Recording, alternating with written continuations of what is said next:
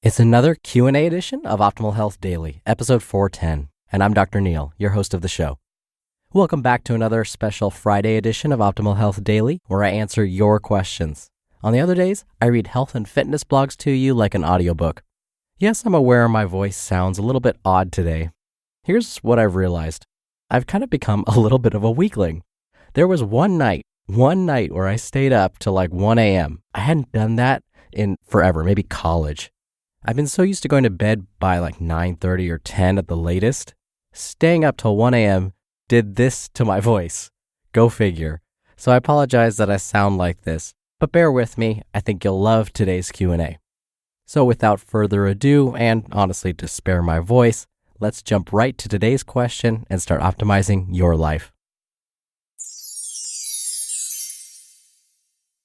Hello, my name is Andre. I live in Norway, and I'm 32. And looking at the old people here, they're quite fit, and they in their 60s, 70s still go to the gym and train 3 times a week. But I was just wondering, maybe I should do something about it, because for now I have 2 kids and I train irregularly and I eat whatever I have an opportunity to eat and whenever, like there's no schedule for that. Would you just give tips on how to start doing things right to be able to stay fit for long? Thank you. Thank you for your question, Andre. By the way, I must mention that Norway is one of my mom's favorite places in the world to visit. Now, let me tell you why this is a high compliment. My mom is a world traveler. Literally, she's been to every continent. Yes, even Antarctica. Now, she's not one to take pictures when she's on vacations. She finds them to be a bit of a hassle. But after visiting Norway, she treated the family to a beautiful slideshow of all of the photos that she took. And she's been begging me to visit Norway ever since. So it's definitely now on my bucket list. Anyway, back to your question, Andre. Now, I've done this before. I'm going to reveal to you my psychic abilities. I'm willing to guess you know exactly which health behaviors you should be doing. You know what you need to do to achieve optimal health and wellness into your later years. The trick is usually taking that first step and performing those healthy behaviors and then making them a habit. That's the problem. I found that most people don't need to be told that they should exercise regularly and eat more fruits and vegetables. They don't need to be told to manage their stress better or to get more sleep, like me in my case. So, to borrow from the Nike slogan, they need to just do it. I was at a conference in San Diego this past fall, and I'm going to quote one of the speakers here, Dr. David Sabgir. We don't need health information, we need health inspiration. And to me, that says it all. So my question to you and anyone else interested in taking that first step towards a healthier, more well life is this. What inspires you? Now, based on your question, it sounds to me like feeling your best when you reach the later stages of life may be one such form of motivation. But sometimes goals like these, while inspiring, can seem so far away it leads to inaction. You might end up saying, "Oh, that's so far into the future, I'll get around to it."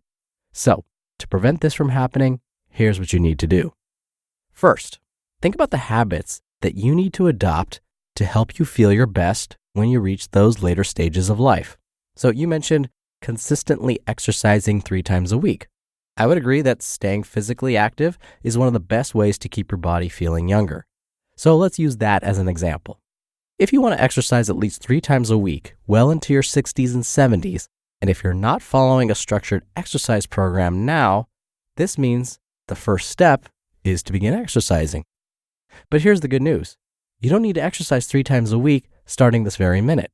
We can work up to that. So where should you start? That leads me to step 2. And this step I borrowed from Dr. B.J. Fogg from Stanford University. So step 2, think about your daily routine. I promise there's a method to my madness. Follow me here.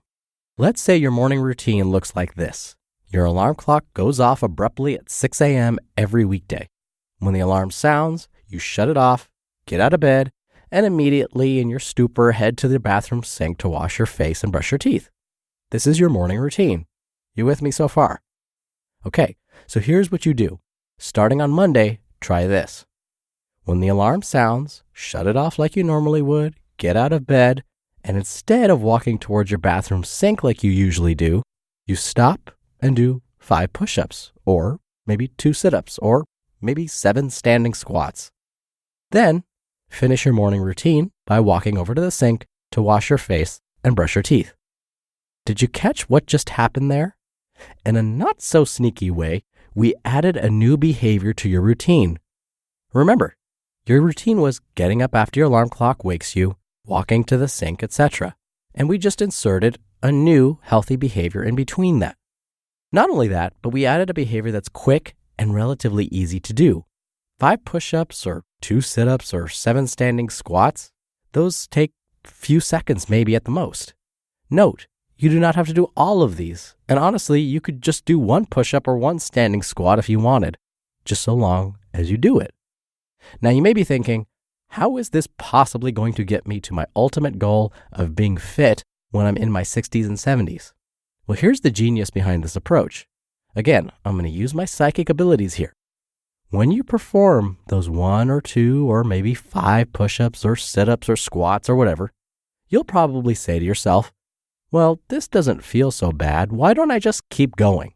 Then you might find yourself doing 10 push-ups or maybe 20 or more. And the other really cool thing about this method is that it doesn't require much extra planning or preparation. You'll already have your morning habits. Just add 1 small extra behavior in between. That's it. You've just created a new habit. Okay, so this is all well and good for an unstructured exercise routine. But what if your goal is to be able to run 3 miles or more at a time and then have some bulging biceps as you get older? You could apply these very same steps. Start by taking a look at your usual routine. If you want to take up running, for example, you need to know when the best time to do this will be. Knowing your normal patterns will help you figure out when the best time will be. So let's say whenever you get home from work, you immediately go to the television and begin watching your favorite show. So instead of doing this, which is your current habit, what you can do is first be sure to leave your running shoes right next to the television remote the night before. Then, when you get home from work the next day, instead of walking through the door and turning on the television, you walk through the front door, head towards the television, and find your running shoes there. Then, instead of turning on the television, you put on your running shoes and go for a quick jog. It could be a 10-minute jog, a 15-minute jog, or even a 1-minute jog. It doesn't matter. As long as you put on those running shoes, that counts. And then what you'll do is repeat the next day or maybe the day after. Do the same thing. Leave your running shoes right next to the TV remote the night before. When you come home and your habit has usually been to walk over the TV remote to sit down and watch a show, you find your running shoes there. And then that cues you to put them on. And maybe you'll go for another minute run or 2-minute run or 5 or 10-minute run. Once putting on your running shoes as soon as you get home from work becomes a habit, and hopefully, of course, the jogging that follows, you could build on how long and or how often you run. And so from there, you can increase the distance or time or intensity, whatever you prefer, and that will soon become your new habit. And what's great about this is you can use these same simple steps to create any other healthy habit that you want. You just first have to know your routine and then insert a new healthy but simple behavior in between. Thank you again for the question, Andre. You'll be entered into a very small raffle every month to win a book. And if you want to submit a question and have a chance to win books from us, it's really easy.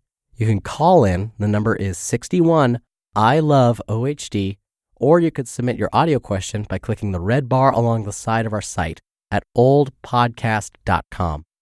That'll let you record your question, listen back to it, and then submit it to us. Again, that's at oldpodcast.com. Whew, I made it through. My voice is almost about to give out.